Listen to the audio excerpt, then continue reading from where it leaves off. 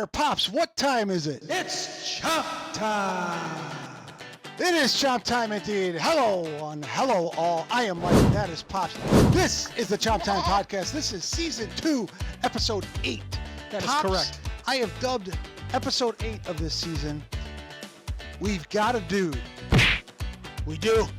We definitely have a dude. We'll Absolutely. be talking about him a little bit here. Big victory over Texas at home in the Swamp. Just like we both said. We both predicted that the Gators would beat Texas. Is that not what we said? Wrong. I was wrong. I already said that on Facebook, so I'm not saying it again. Yeah, this team, this coach, this staff, this program for the last 3+ years, almost 3.5 years, has baffled me almost every other week. Well, I got a person I can really blame right now. I'm not talking about the coach. I got a person I want to blame. Okay. Dallas Wilson, where the hell were you? What seemed to be the problem that you couldn't play the first 4 games?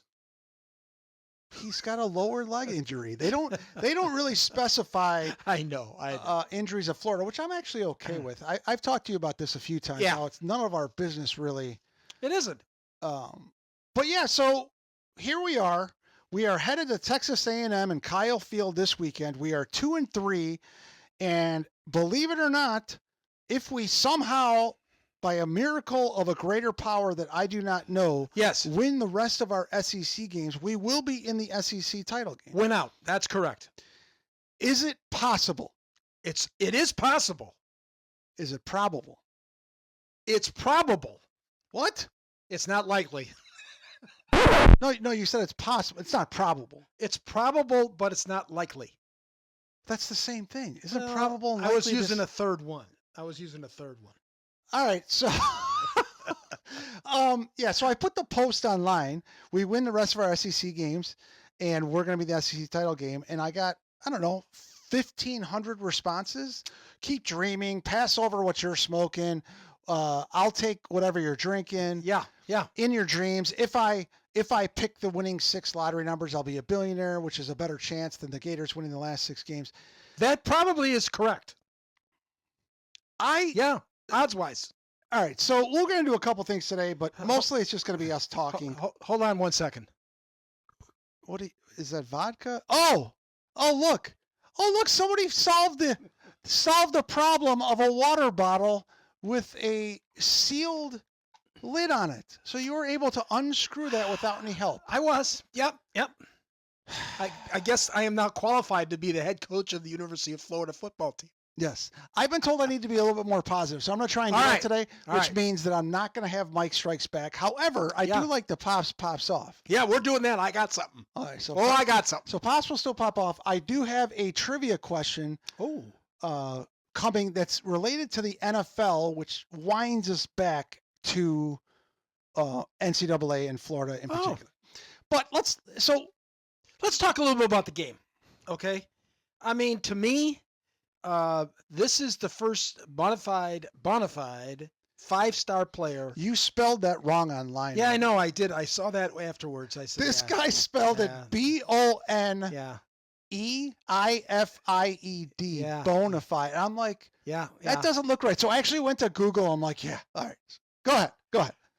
Well, he's the last bona fide player since Tim Tebow as a 5-star player. That's going to give you everything in one game we saw. I mean, and I'm not the only one saying this. There's all these experts out there saying this kid is already top of his game. He's a hell of a player. Yeah, he's the main reason for the title of this episode, We've Got a Dude. Yeah. Because he is what a true 5-star player looks like. He is what a true 5-star player plays like. He is everything and more. And we are not talking about how great DJ looked in his first start against Samford, which was awesome. He was dropping dimes left and right. But this was a performance by Dallas Wilson, which broke all the freshman initial game receiving records. Correct. At a school that has had hundreds of really good wide receivers. Yeah. 10s and 10s and 20s, Yeah. and 30 different Many NFL. that played in the NFL. He's got it all. He reminds me of Jeremiah Smith last year. Yeah, there was a lot of comparisons about that after his game. There was a lot of comparisons. And the scary thing, the reason why I don't think it's probable, but it is possible that we win out. And again, because God only knows what's going to happen with his play calling from week to week. But we have Vernell Brown and we have Dallas Wilson. And we have Wilson the third that didn't even get Trey a ball. didn't get a ball, but Nothing. he will. But Vernell Brown and Dallas Wilson complement each other very, very well. Yeah. How did our boy Bo do yesterday or Saturday? Bo. Yeah. Who's Bo? Bo. Who? Bo. Bo who? Bo. I don't know who you're talking about. Bo. I just call him Bo because I don't know how to pronounce his last name. The running back. Ba? Oh, Ba. Jeez. I always say I'm going to Bo. have to cut out some of that. Baw's very good. Our offensive line finally played really well. This was a Texas defense that came into the game number 4 overall in the country. So of all the people saying that Texas is not playing like they were the preseason number 1 ranked team, most of their issues and most of their challenges are on the offensive side of the ball. Their defense, now granted, they played at Ohio State, very tough matchup. Their next 3 games were garbage. Yeah, like garbage. Nobody. Which is why they got the high ranking. And then they played us. But they still have 5 stars all over their defense. They absolutely do. Yeah. And I've seen their recruiting. They've recruited at a very high level, Sarkisian has, the last few years. So Dallas Wilson doing it against them was even more impressive. I think he had 7 catches. 6 catches. 111 yards, 2 touchdowns. touchdowns. So for an opening debut, all of those numbers were records. For the move that he made on his cut on the first touchdown pass was like an NFL move. Just he put his foot down, boom, he was gone. And that pass, listen, I'm trying to be supportive. I'm trying to be, positive. That was a fantastic pass. Yeah. Okay. There were some passes that were not so fantastic, but that pass was outstanding. DJ looked much more like a top-level elite quarterback in this game, and it was against a very good defense. Yes. The play calling is still a problem. Yes. Consistency, I would say. He had a throw. His best throw of the game was like a sidearm underneath. Unbelievable. Around arms to a guy in stride. Yes. I'm saying, yes. He did some very, very good. Then there's some open players. I think if a player is really open, he has a trouble getting them the ball. I don't know what it is. It's very interesting. Yeah. I still say he's never set. I think that's part of his thing, though. Even last year, he's never set. He's just not a quarterback. Like Aaron Rodgers very rarely throws the ball with his feet on the ground.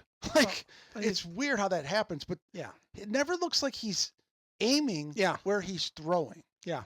I thought the defense played very, very well. Like usual. The secondary did very good. Yeah. Made a couple of picks. I believe we had 1 or 2 picks. Yeah. I mean, overall, you couldn't ask for more than what they gave us. At the end of the game, he just once again proved that he doesn't know how to manage a clock. And for all of you out there about the helmet being off and all that, he was correct. Okay. Yeah.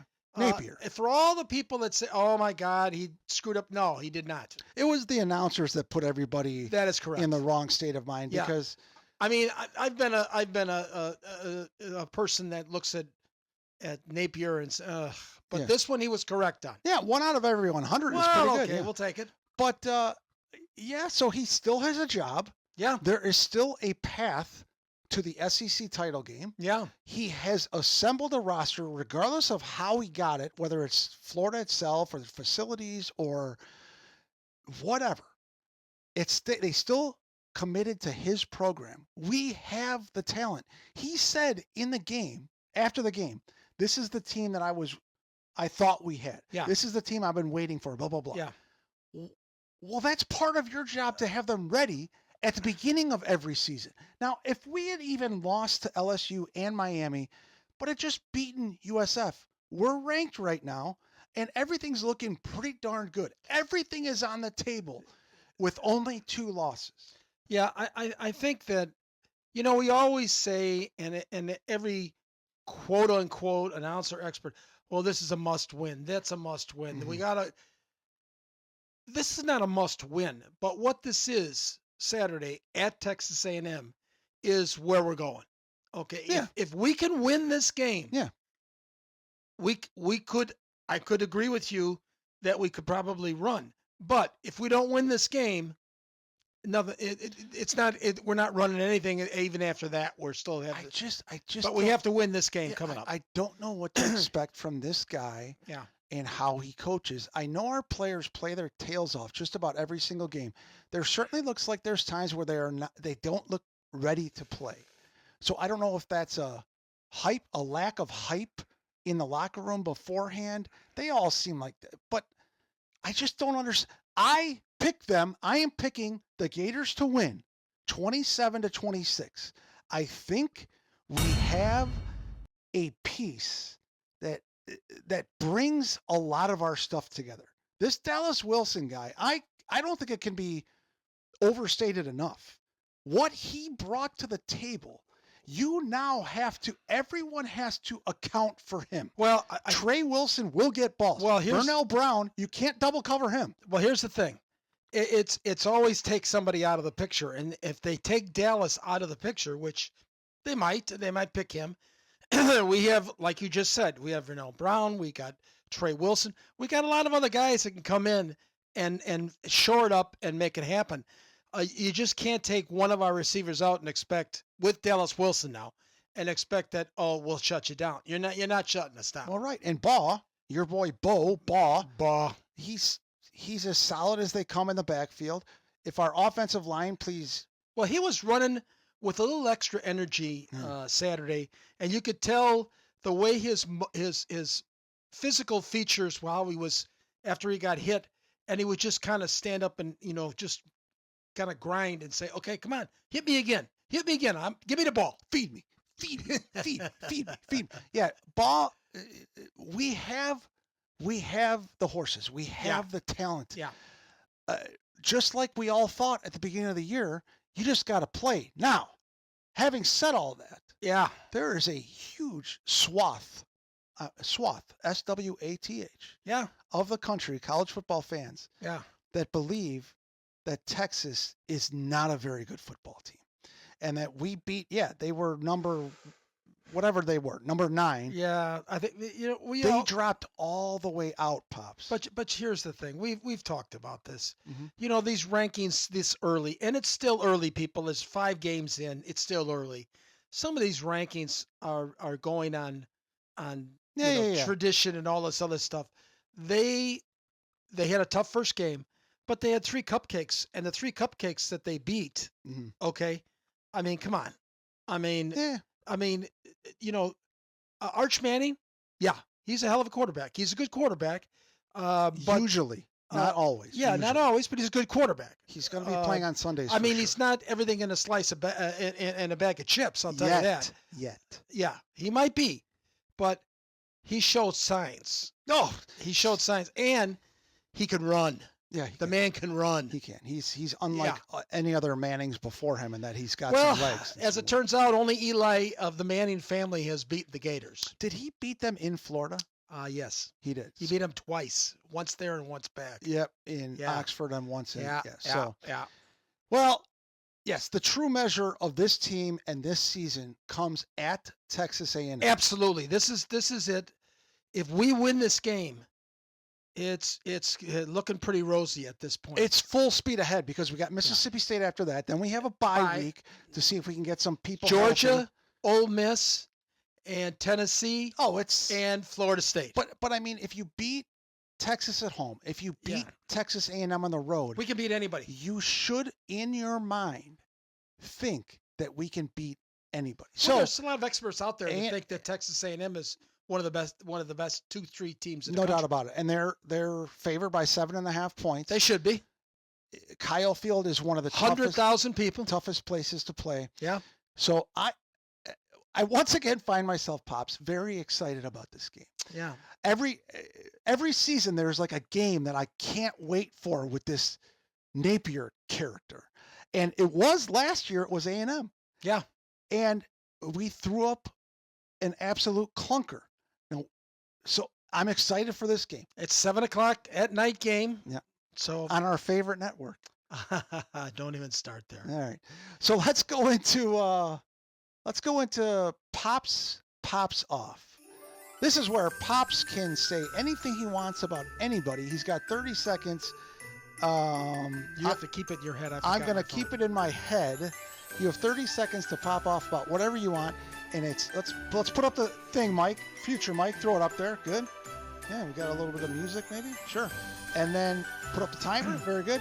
Starts right now. Well, Mama Bear had to go in and get some greeting cards, and all these different people that she sends little notes to and everything. So we go to the dollar store, which is really now the $1.25 or $1.50 store. So I don't know why they call it the dollar store. But anyway, can we stop, please? Can we stop?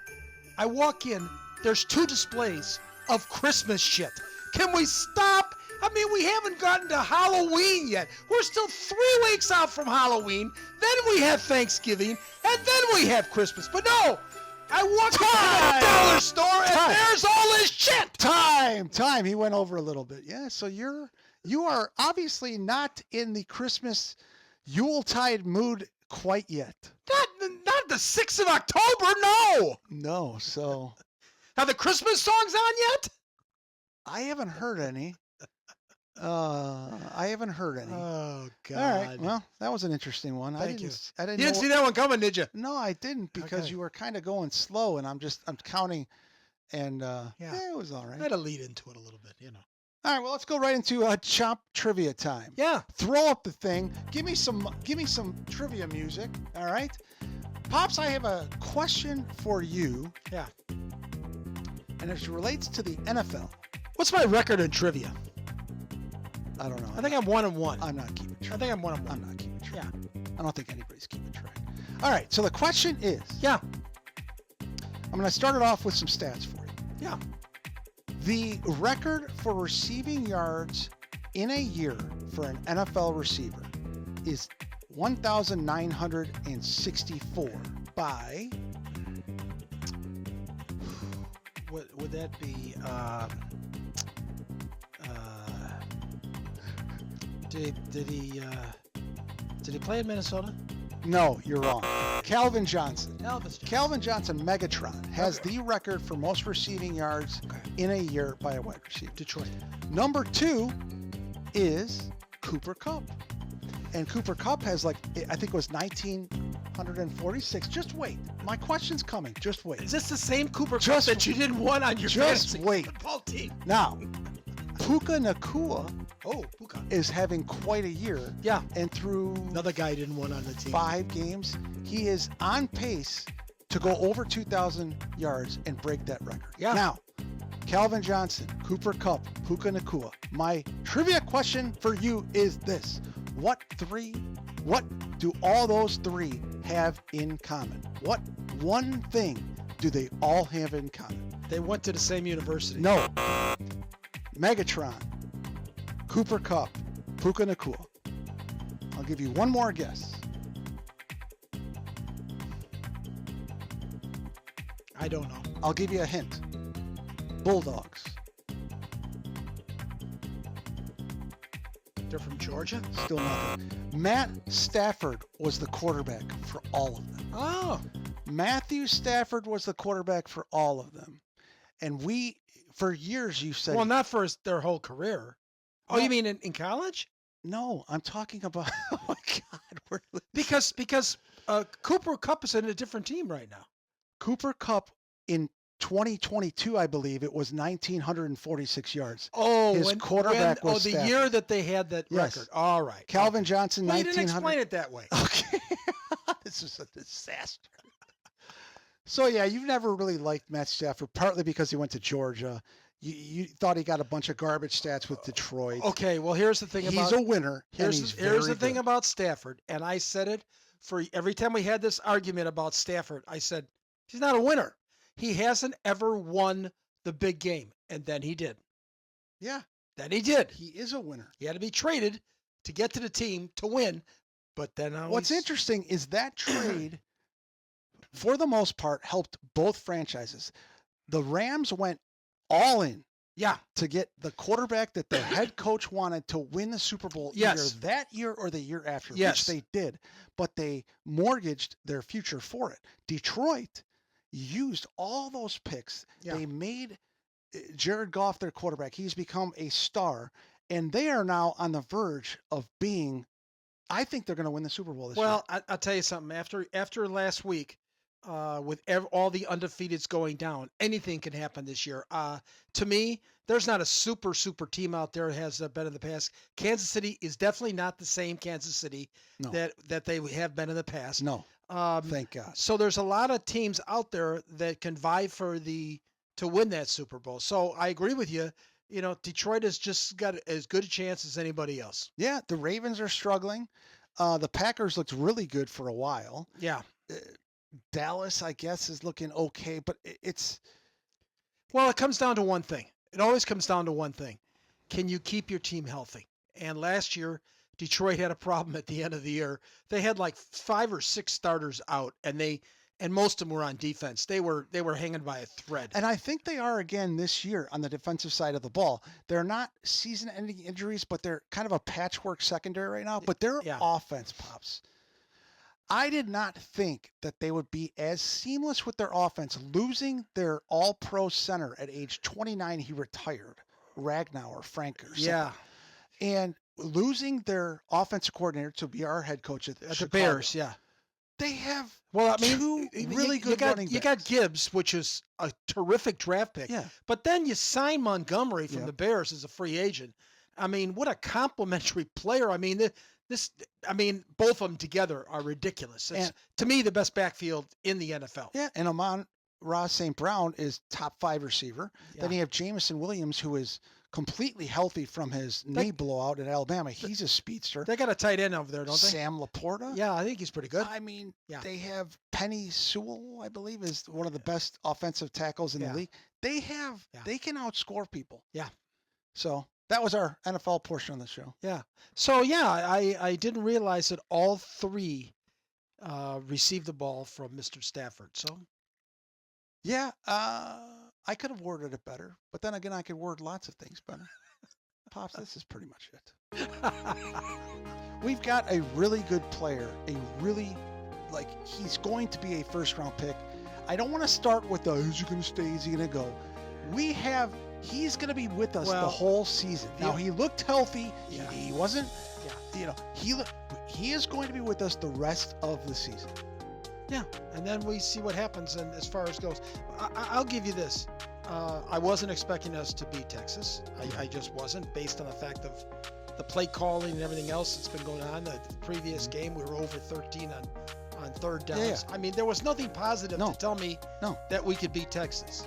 Now, maybe Texas, as some are already saying, now that they're knocked out of the top 25, maybe they aren't as good as what they are, on paper type thing. Texas A&M is everything in a bag of chips again. I mean, they got it all. I mean, so going to their place, and I don't want to play close. I want to win. It's nothing about we played a good game. No, we have to win because we got to take this program to the next level. And the only way to take it to the next level is wins and losses. You don't get points by saying, well, we were so close. We played so. No, we have to win the game, period. But now I'm excited, just like you are. Hey, I can't wait till 7 o'clock Saturday night to see the Gators, kick off and see what happens. I mean, it's excitement again from where we were 2 weeks ago to right now. It's a 180, which is great. So, but we got to keep the momentum. It's only one game, but there's momentum right now. We got this kid. There's a lot of things that can happen with this kid. So let's see what happens. Done. All right. I'm going to watch, All right. even though it's on my least favorite network ever. Well, I agree with you. I'm not disagreeing. So this was the Chomp Time Podcast. I'm Mike. That is Pops. This is Season 2. This is Episode 8, which I titled, We've Got a Dude. And as always, just wait a second. Come on, Gator! chomp, everybody. Chomp, chomp. Let's beat the Aggies' ass.